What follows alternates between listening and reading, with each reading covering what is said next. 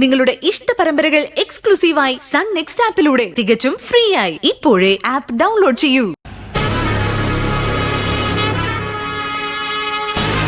ആ കാര്യം ഗോവയിൽ നമ്മുടെ പെമ്പിള്ളേർ നോക്കിക്കോളും, പാർട്ടി ഗേൾസ്. പക്ഷേ അവരെ ഡീൽ ചെയ്യുന്നത് സൂക്ഷിച്ചു വേണം. MDMAയും ക്രിസ്റ്റൽ മെത്തൊക്കെ അടിച്ചടക്കുന്ന പിള്ളേരാ. Very dangerous, very venomous. അതുമാത്രമല്ല, എല്ലാത്തിന്റെ മൈക്രോമീഡിയയുടെ പിന്നില് നട്ടലിനോട് ചേർന്ന് നല്ല ഒന്നാന്തരം പിസ്റ്റൽ കാണും. German made piece, Heckler and Koch. ഒറ്റ മാഗസിനിൽ 30 ബുള്ളറ്റ്, ഓട്ടോമാറ്റിക് വിത്ത് സൈലൻസർ. അരിപ്പയാക്കും പിള്ളേര്. മോഡീസ് മ്യൂട്ട്. ശരി, ഞാൻ വിളിക്കാം. ഓക്കെ. എന്താ സാറേ, തോക്കിന്റെ കാര്യമൊക്കെ പറയാൻ കേട്ടല്ലോ. ശരത്തിന് തോക്ക് വേണോ? അയ്യോ, എനിക്കെന്തിനാ സാറേ തോക്ക്? എന്റെ തോക്ക് എന്റെ വായി കിടക്കുന്ന നാക്കല്ലേ. കടിക്കുന്ന പട്ടിക്ക് എന്തിനാ സാറേ തല? എന്നിട്ട് ഇന്നത്തെ ഓപ്പറേഷൻ പട്ടി ചന്തയ്ക്ക് പോയ പോലെ ആയല്ലോ. നാളെ ഡോക്ടർ നിരഞ്ജന് റീത്ത് വെക്കുമെന്നൊക്കെ പറഞ്ഞിട്ട് ഒന്നും സംഭവിച്ചില്ലല്ലോ. വിളിച്ചപ്പോ ഞാൻ പറഞ്ഞല്ലേ, ലോറി അപ്രതീക്ഷിതമായി ഓഫായി പോയെന്നാ ഡ്രൈവർ പറയുന്നത്. നിരഞ്ജൻ ഡോക്ടർ ആയുർവേദയ്ക്ക് നീളക്കൂടുതല.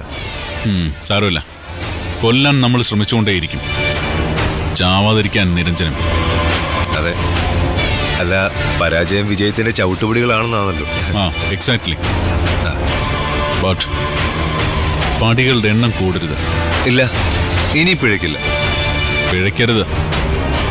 ചെറിയ പിഴവുകൾക്ക് വലിയ വില കൊടുക്കേണ്ടി വരും.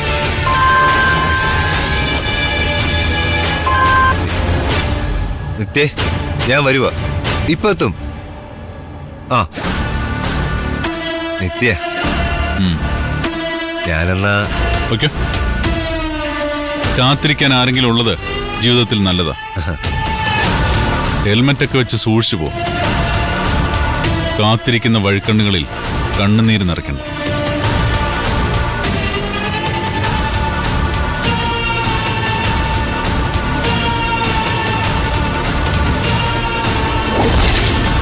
ഇല്ല, മധുവിധ യാത്ര കഴിഞ്ഞ് എത്തിയിട്ടില്ല. ഇനി എപ്പോ വരുമെന്നും അറിയത്തില്ല. എന്തായാലും കാത്തു നിൽക്കുക ഞാൻ, വരുമ്പോ സ്വീകരിക്കാനായിട്ട്. നീ പറഞ്ഞ പോലെ ശ്രുതിമോള് കൂടെ പോയത് അബദ്ധമായിപ്പോയി. ഈ ചെറുപ്രായത്തിലെ അവൾ എന്തിനാ ഈ പേക്കൂത്ത് കാണുന്നത്? പോലീസ് സ്റ്റേഷനിൽ വിളിച്ചു പറഞ്ഞിട്ട് രണ്ടിനും എന്തെങ്കിലും പണി കൊടുത്താലോ എന്ന് പോലും ഞാൻ ആലോചിക്കുക. ഞാനാകെ കത്തി പുകഞ്ഞു നിൽക്കുക. നീ വെച്ചേക്ക്.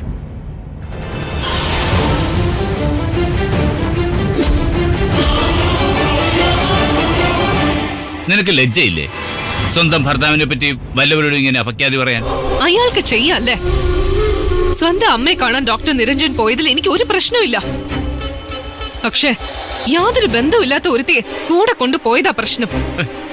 മനുഷ്യർക്ക് പരസ്പരം മനസ്സിലാക്കാനും സ്നേഹിക്കാനും സഹായിക്കാനും സഹകരിക്കാനും ഒന്നും രക്തബന്ധത്തിന്റെ ആവശ്യമൊന്നുമില്ല. നിരഞ്ജൻ എന്നോടാണ് ആദ്യം അനുവാദം ചോദിച്ചത്. ദേവിക കൂടെ വരണമെന്ന് പറയുന്നു, കൊണ്ടുപോയിക്കോട്ടെ എന്ന്. അതിനെന്താ, നല്ലതല്ലേ എന്ന് ഞാനും പറഞ്ഞു. ഡാഡി പിന്നെ മരുമോന്റെ പക്ഷത്തല്ലേ നിക്കത്തുള്ളൂ. മരുമകന്റെ ഒഴിഞ്ഞാട്ടെ. എന്നോട് വാക്കുകൾ ഉപയോഗിക്കുന്നത് സൂക്ഷിച്ചു വേണം. നിരഞ്ജൻ ഭൂമിയോട് ക്ഷമിക്കുമായിരിക്കും, പക്ഷെ ഞാൻ അങ്ങനെയല്ല.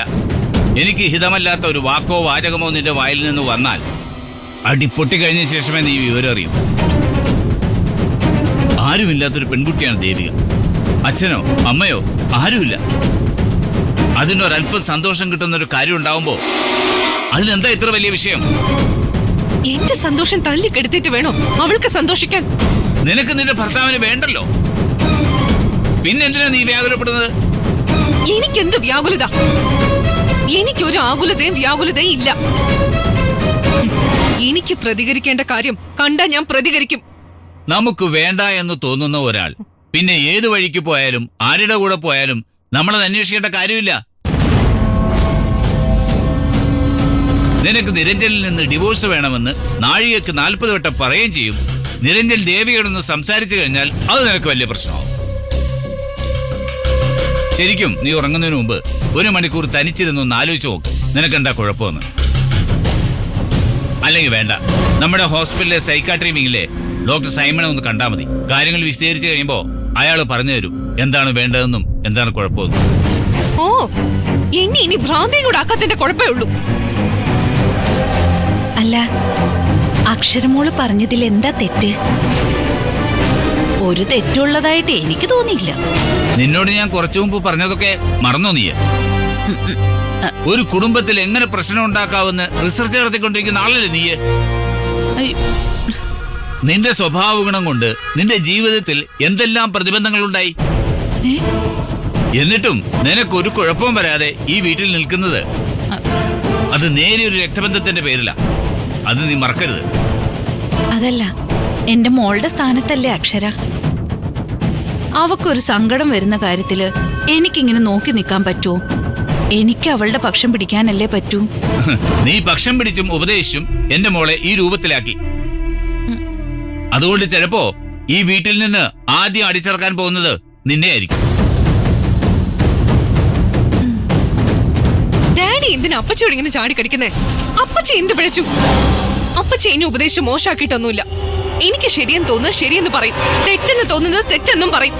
അതാരാണെങ്കിലും ആദ്യം ശരിയും തെറ്റും മനസ്സിലാക്കാനുള്ള കണ്ണുണ്ടാവണം.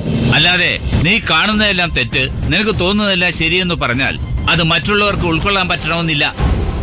ഉൾക്കൊള്ളണ്ട. എനിക്ക് പറയാനുള്ളത് ഞാൻ പറയും. നീ ഇങ്ങനെ അണിഞ്ഞൊരുങ്ങി ഫാഷൻ ഷോ നടത്തി ഹോസ്പിറ്റലിൽ എല്ലാവരുടെയും മുമ്പിൽ അധികാരം കാണിച്ച് നടക്കുന്നതല്ലാതെ ജീവിതത്തിൽ ഒരു നിമിഷമെങ്കിലും നിനക്ക് മനസ്സമാധാനം ഉണ്ടായിട്ടുണ്ടോ? ഒരു വെയിലത്ത് റോഡിൽ പണിയെടുക്കുന്ന പെൺകുട്ടികളെ നീ കണ്ടിട്ടുണ്ടോ? ഒന്നിരിക്കാൻ പോലും സ്ഥലമോ സൗകര്യമോ ഇല്ലാത്ത സെയിൽസ് ഗേൾസിനെ നീ കണ്ടിട്ടുണ്ടോ?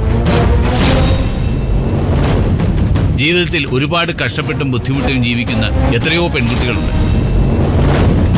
അവരുടെ ഇടയിൽ സകല സൗഭാഗ്യങ്ങളുമായി ഒരു ജീവിതം നിന്റെ മുന്നിൽ തുറന്നിട്ടപ്പോ നിനക്ക് അഹങ്കാരം. നീ ഒന്ന് ഓർത്തു വെച്ചോ മോളെ, ഇതിന് നീ വലിയ വില കൊടുക്കേണ്ടി വരും. ഒരുപാട് കരയേണ്ടി വരും.